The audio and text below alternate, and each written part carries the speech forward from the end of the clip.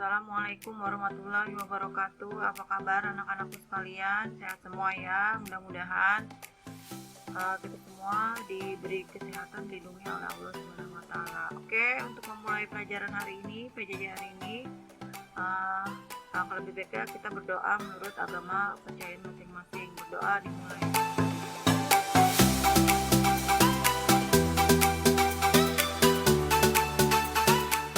Doa selesai.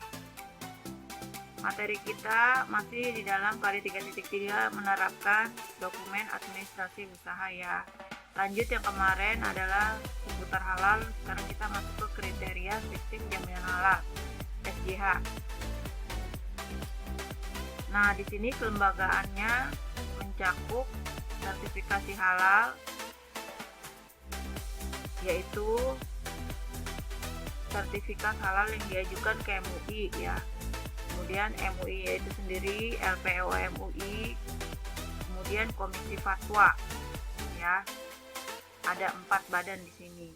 Sertifikasi MUI dan LPO MUI, Komisi Fatwa.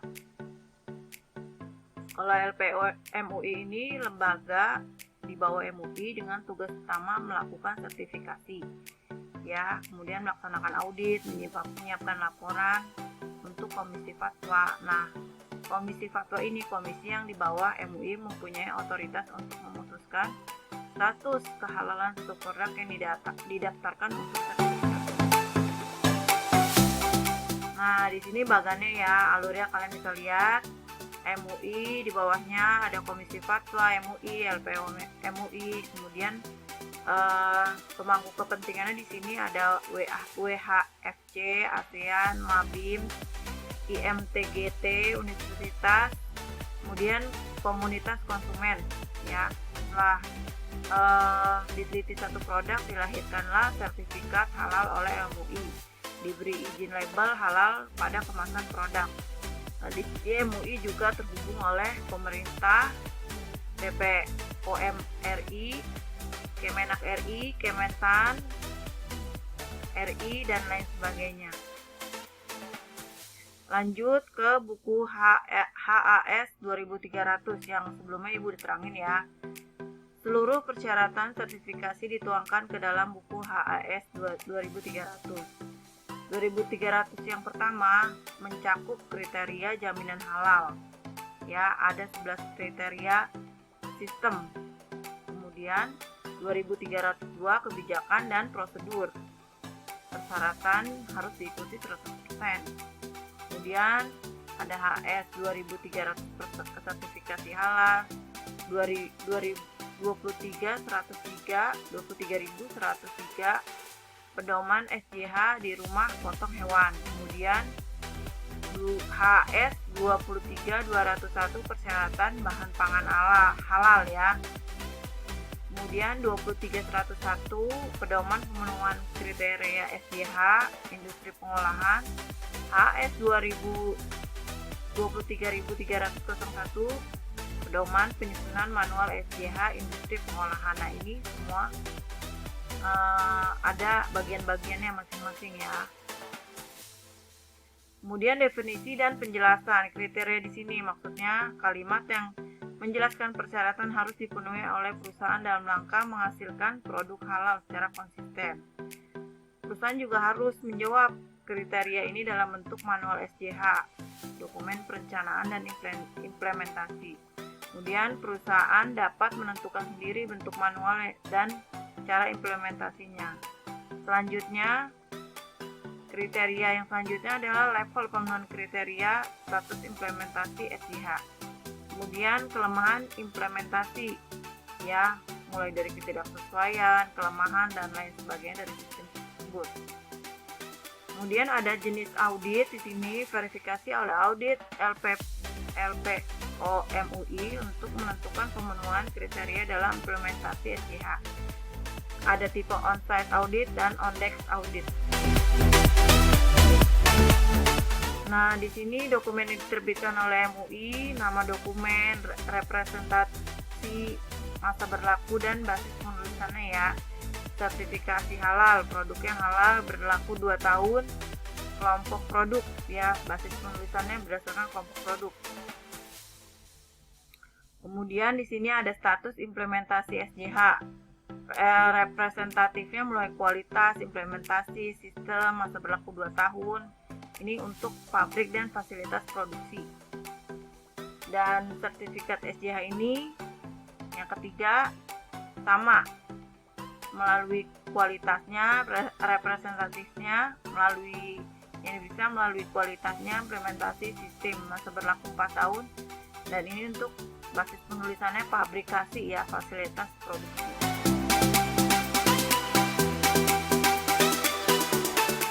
Sertifikat SJH ini dengan catatan diberikan kepada perusahaan dapat memperolehnya 3 kali status A secara berturut-turut. Kalau misalkan nilai dia A berturut-turut baru dikeluarkan sertifikat SJH. Lalu program percepatan sertifikasi SJH.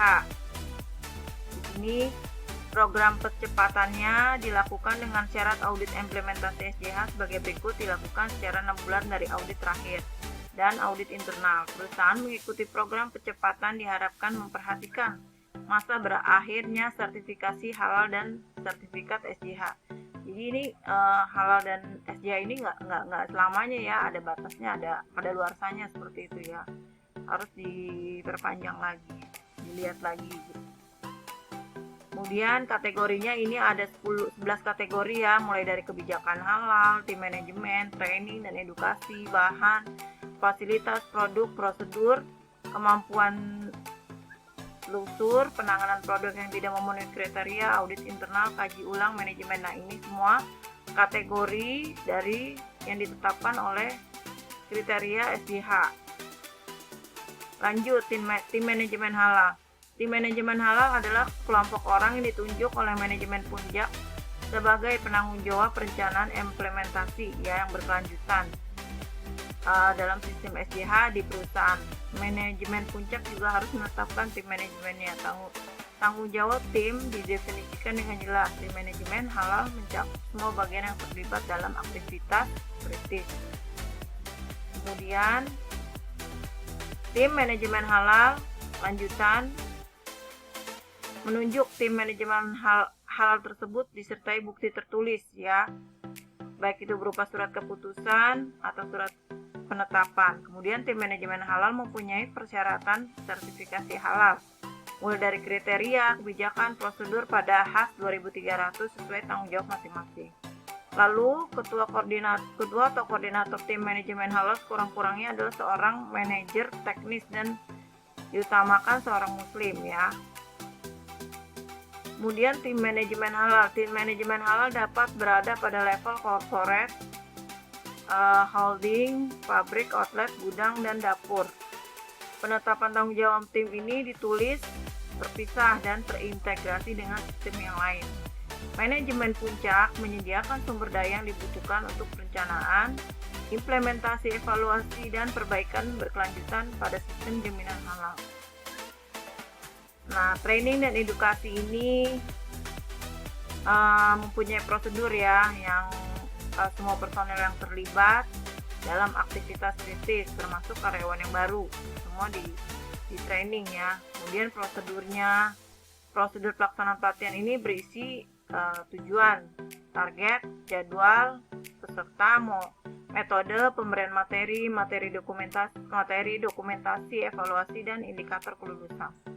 Materi pelatihan meliputi persyaratan sertifikasi halal, mulai dari kriteria, kebijakan, prosedur ya, yang disesuaikan dengan sasaran pelatihan.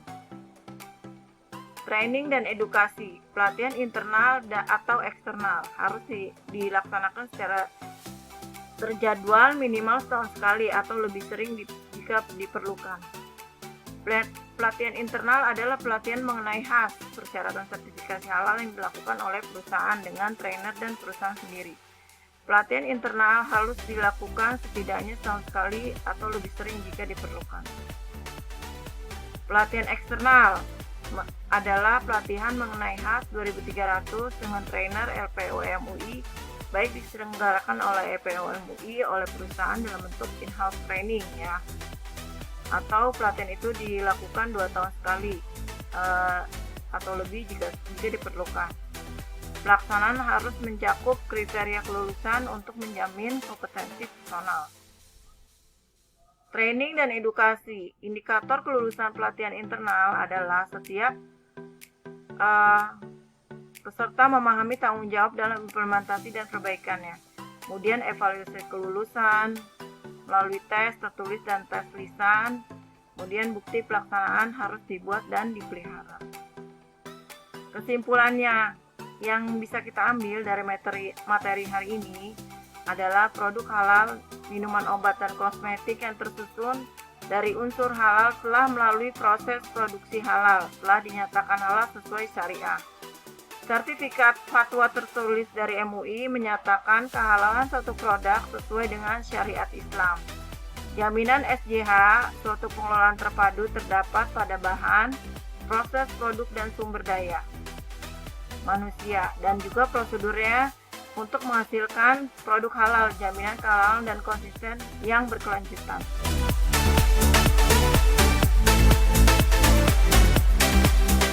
Sampai di sini materi Ibu, dengan tidak lupa mengingatkan kita semua karena dalam masa PSBB kembali dilakukan ya, mengingat tingkat COVID meningkat. Ibu harapkan kalian menjaga kesehatan kalian, memakai masker jika kalian bepergian keluar, mencuci tangan kalian bisa sesering mungkin ya kalau melakukan aktivitas di luar, lalu makan makanan yang bergizi. Kemudian jaga kebersihan di lingkungan kita semua, di kamar kita, di halaman kita, di semua lingkungan kita. Tetap semangat menjalani masa pandemi ini. Kita berharap pandemi ini cepat berlalu. Selamat belajar untuk anak-anakku sekalian. Terima kasih. Assalamualaikum warahmatullahi wabarakatuh.